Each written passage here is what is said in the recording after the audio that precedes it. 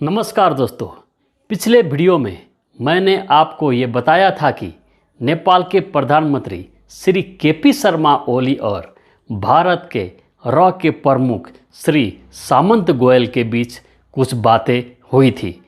हालांकि नेपाल और भारत में इस बातचीत को काफ़ी उछाला गया था और कई पॉजिटिव और नेगेटिव अफवाहें फैलाया गया था, जबकि ये बात दोनों देशों के बिगड़े हालात को मजबूत करने के लिए की गई थी।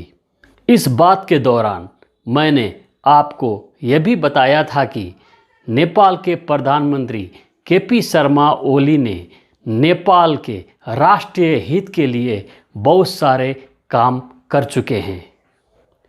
अगर आप सन 2015 में चले जाते हैं तो उस वक्त हमें भारत के द्वारा एक नाकाबंदी किया गया था, यानी कि बॉर्डर को चारों तरफ से बंद कर दिया गया था, जिसके वजह से नेपाल में काफ़ी समस्याएं पैदा हुई थी। उसी वक्त नेपाल के प्रधानमंत्री केपी शर्मा ओली ने चाइना के साथ एक ट्रेड एग्रीमेंट भी किया था। इसी एग्रीमेंट के कारण चाइना सरकार ने नेपाल को बहुत सारे ऐसे पोर्ट दिया जहां से नेपाल आसानी से फॉरेन गुड्स मंगा सके। इससे पहले नेपाल पूर्ण रूप से भारत के 2 पोर्ट पे डिपेंड था, एक विशाखापट्टनम और दूसरा कलकत्ता पोर्ट।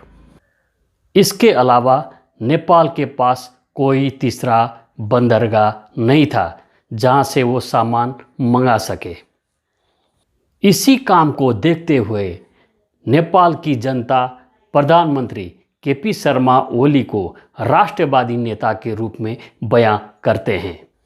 दोस्तों, मैंने ये भी कहा था कि जिस तरह से नेपाल में और इंडिया में केपी शर्मा ओली को बदनाम किया जा रहा है, वो एक साजिश की तहत है, यानी कि उन्हें देशद्रोही करार देते हुए यहाँ तक भी कहा गया था कि अब केपी शर्मा ओली जो भारत के रॉ प्रमुख से मिलकर नेपाल में कुछ बड़ा करने वाले हैं, जबकि ये विजिट हमारी नज़र में काफ़ी अच्छा साबित हुआ था। हम ये मानकर चले थे कि जो हो रहा है वो अच्छा हो रहा है, जिसके कारण नेपाल और भारत के बीच बिगड़े हालात को कुछ हद तक समाधान के रास्ता मिल चुका है। पहले तो इस मीटिंग को गोप्य रखने की बात कही गई थी, मगर बाद में ये सारा चीज़ एक्सपोज हो गया और इसी के कारण नेपाल और भारत के संबंध फिर से कुछ दरार दिखने को मिल रहा था।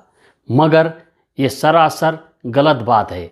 जबकि 2 पड़ोसी आपस में मिलने लगे हैं तो इसी बीच में इस तरीके का टीका टिप्पणी किया जाना बहुत दुख की बात है। नेपाल के एक टेलीविज़न चैनल योहो में नेपाल के प्रधानमंत्री के परराष्ट्र सलाहकार श्री राजन भट्टराई जी ने ये बात खुलकर बता दिया है कि नेपाल के प्रधानमंत्री केपी शर्मा ओली ने रॉ के चीफ श्री सामंत गोयल को ये साफ तौर पर बता दिया है कि नेपाल से अगर भारत संबंध सुधारना चाहता है तो पहले काला पानी से सेना हटा ले, यानी कि जब काला पानी से सेना हटाया जाएगा तो उसके बाद ही नेपाल और भारत के बीच पॉलिटिकल डायलॉग होकर फिर इस संबंध को आगे और अच्छा बनाया जा सकता है।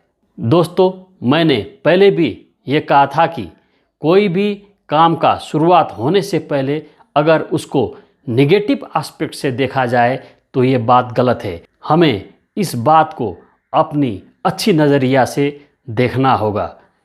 बाकी तो जो करेंगे ये दोनों देश का सरकार करेंगे। हम तो सिर्फ जो सत्य था वो आपके सामने रख दिया। आज के लिए इतना ही। जय देश।